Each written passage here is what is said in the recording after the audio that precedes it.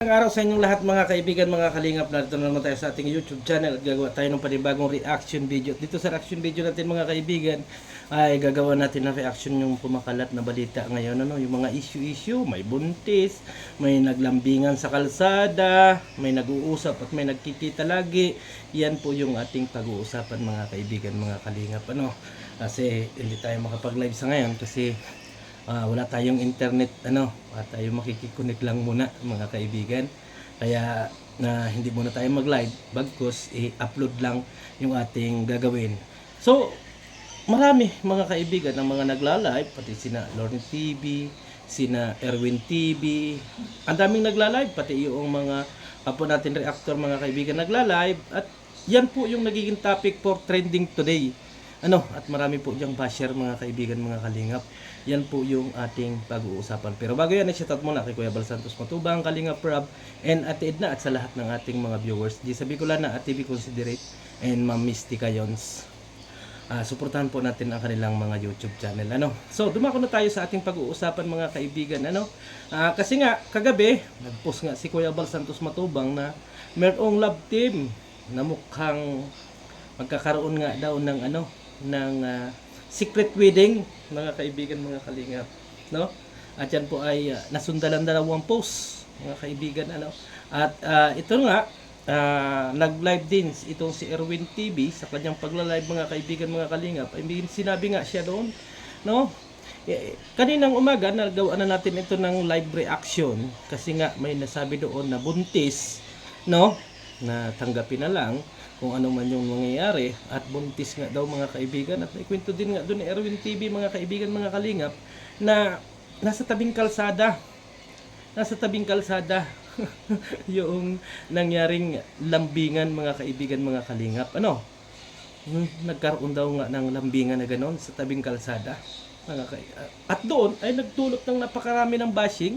May bashing kay Kalingap Edo at yung mga talagang supporter ni Kalingap Edo, at saka yung mga in love kay Kalingap Edo ay talagang mga hindi nakatulog mga kaibigan, sa totoo lang, dahil doon sa pumutok na issue na yun. Alas 12 may tumatawag pa sa atin, pero siyempre tulog na tayo nun. Hindi na natin sila ma-entertain mga kaibigan, hindi na natin sila ma-entertain hanggang sa nag-live din nga si Sir Julie Paunel, at talagang yun din yung naging topic at viral talaga mga kaibigan, yung naging issue. Totally sa akin naman kasi is wala namang issue yun, wala namang issue yun, kasi kung meron mang ganoon na pangyayari na nagkita ay siguro nagkataon lang yun. Pero yung buntis, yun ang against ako doon, kasi wala talagang ganoon mga kaibigan, walang ganoon na buntisan mga kaibigan. At saka doon sa sinasabi nga ni Erwin TV kanina sa kanyang live mga kaibigan, na sa tabing kalsada ay parang against ako doon mga kaibigan, na merong ganon, paglambingan kayo na matagal kayong hindi nagkikita, hindi kayo nagkakausap, at gustong i-reach out ni Kalingap Edo yung babae, pero hindi ma-reach out mga kaibigan. Bago doon sa kalsada ay maglalambingan, parang napakalabo para sa akin ng pangyayaring yun. Kaya walang ganun para sa akin, walang ganun. Ando na yung punto mga kaibigan, mga kalingap, na gustong maging closure. Maging closure, hindi na doon sa part na sinasabi nila na baka malapit ng ikasal or magnininang. Parang malabo doon mga kaibigan. Hindi ako naniniwala sa puntong yun.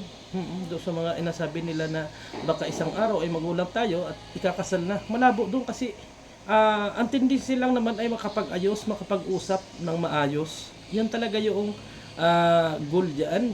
Nakapagsuri kay Kuya Bal Santos Matubang at magkaroon ng peace of mind. Yan talaga yung pakay dyan mga kaibigan. Pero yung inasabi ng ilan ninyo at saka ng mga basher na matagal nang merong nangyayaring nagkikita, nagtatagpo, or may buntisan, wala po yan. Makamalabo po po yan. Hindi po tayo naniniwala sa mga ganyang issue, at i-analyze natin.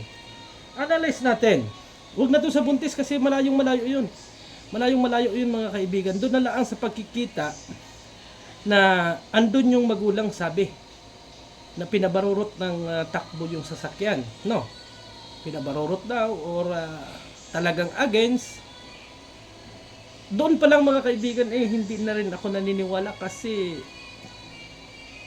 ilang beses naming mapuntahan yung bahay na yon at ilang beses naming i-connect yung pamilya, ay walang reach out, no? Wala. Napakalabo. Napakalabo mga kaibigan, at ilang araw na rin namin, linggo, na inire-reach out para maayos na lahat.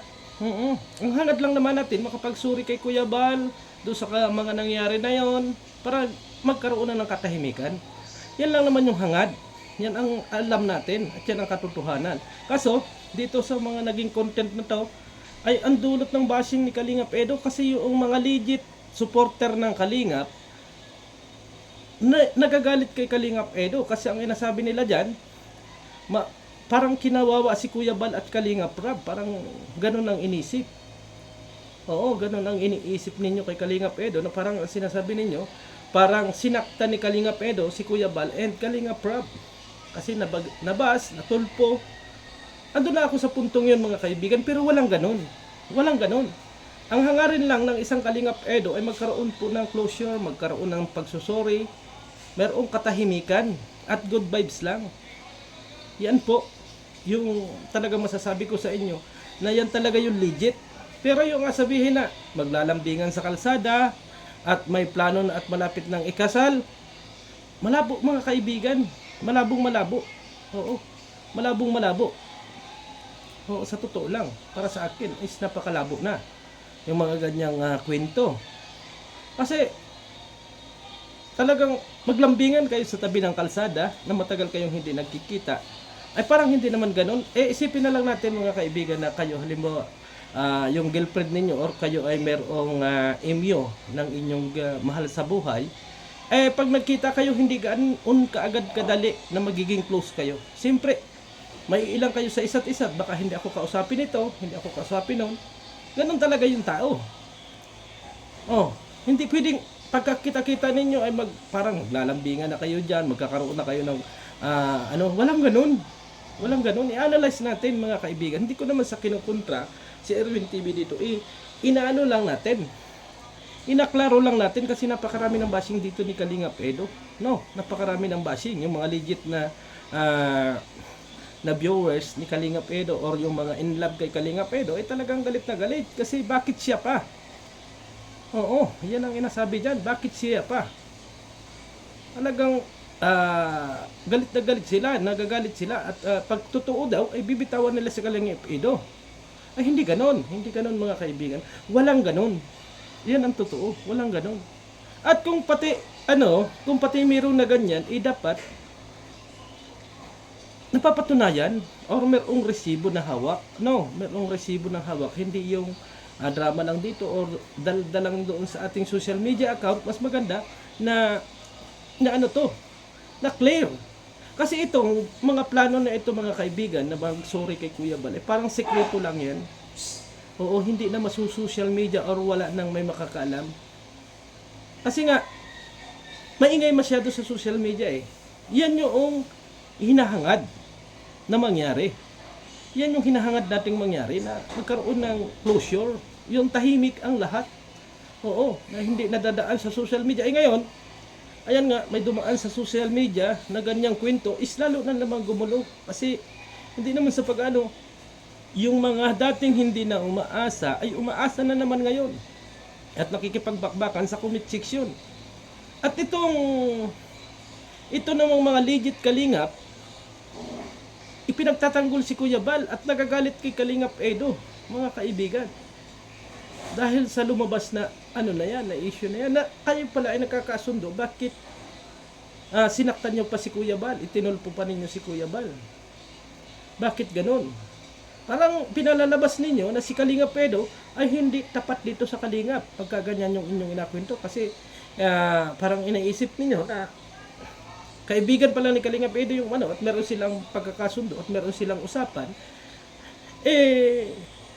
Andyan, bakit pinayagan na matulpo si Kuya Bal? Yan yung inaano dyan. Yan yung nakikita natin sa mga comment section. Pero walang ganun mga kaibigan. Walang ganun. Walang nangyaring ganun. Oo, kung meron, iwan ko lang, pero talagang wala mga kaibigan. Oo, wala mga kaibigan nangyayari na gano'n.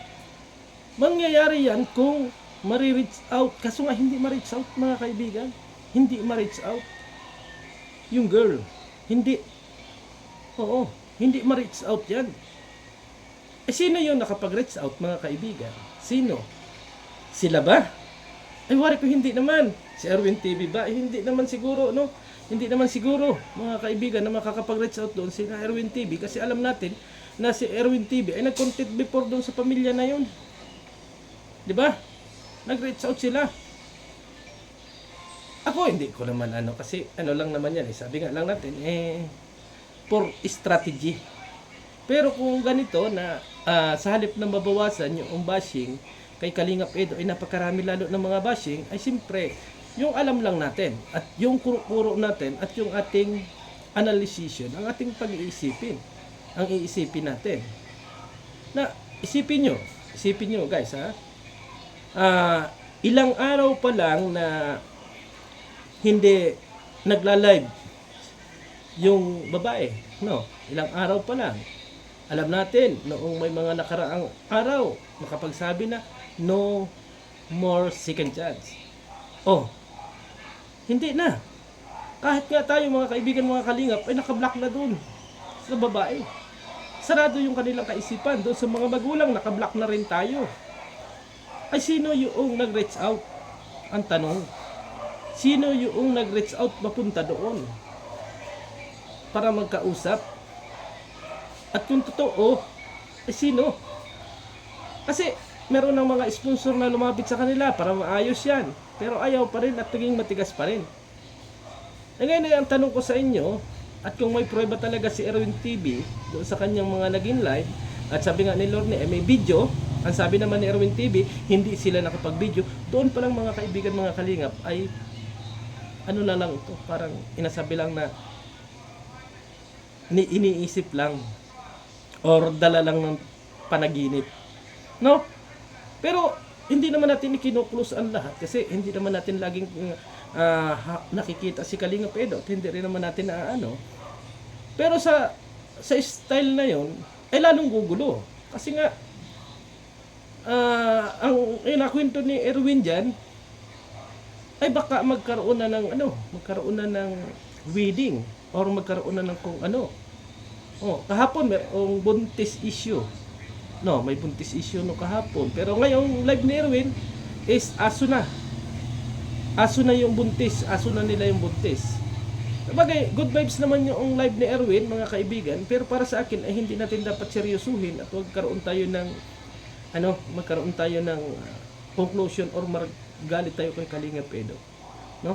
Wag po mga kaibigan kasi para sa tingin ko kung meron wala talaga mga kaibigan. Pakiramdam ko wala. Si Sir Olive ang nagpunta doon or what? Parang hindi mga kaibigan. Parang hindi.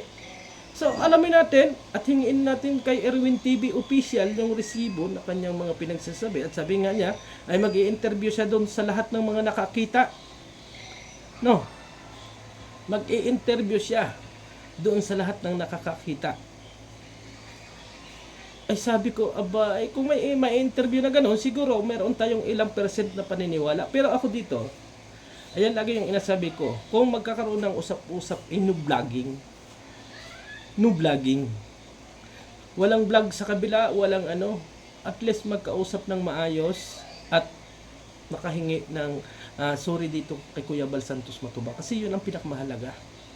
Hindi man natin apamasukan yung kanilang mga pag-ibig, pero para sa akin, malabo yung iniisip ninyo na magkakaroon ng balikan or kasi nabubuhay uli yung mga dating nakakamove on na ay nagbabalik muli mga kaibigan at nababas ang Kalingap Edo at ang bumabas sa kanya ay siyempre yung mga legit na sumusuporta sa Kalingap. So analyze lang natin mga kaibigan hindi tayo nakikipag-away kasi ayaw na rin naman ng atin ng away, good vibes din lang naman yung gusto natin, pero isipin natin kung may katotohanan. No, isipin natin kung may mailabas silang resibo at kung meron sila talagang mapapatunayan, kung may interview sila, siguro ipapaliwanag natin yung side ni Kalingap Edo kung bakit nagkaroon ng ganon. Pero sa ngayong panahon, wala silang naiibigay, at nababasa ng Kalingap Edo, bakit tayo magpapaliwanag at bakit natin ano yung mga bagay-bagay na wala pa namang kasiguruhan. So siguro ang haba na nating reaction video mga kaibigan, mga kalingap. Maraming salamat at sana suportahan pa rin ninyo ang Kalingap. God bless and bye bye sa ating lahat.